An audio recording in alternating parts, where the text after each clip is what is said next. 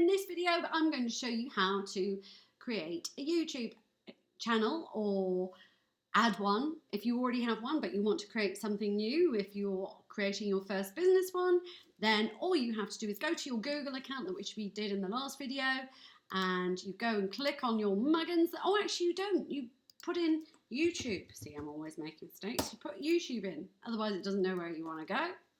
And then you will see up here that you will have your little icon, and there's me, and it will go to my channel, which I already have, or switch accounts.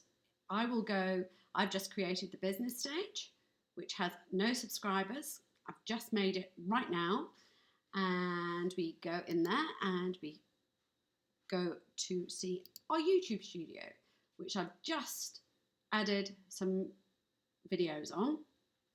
So you can see I've had nothing, it's brand new. But if you haven't got that, then you can go to switch account again. Let's go to Alexandra.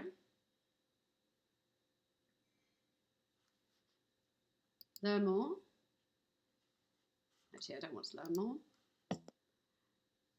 And you can add in there if it's a personal account, or just go.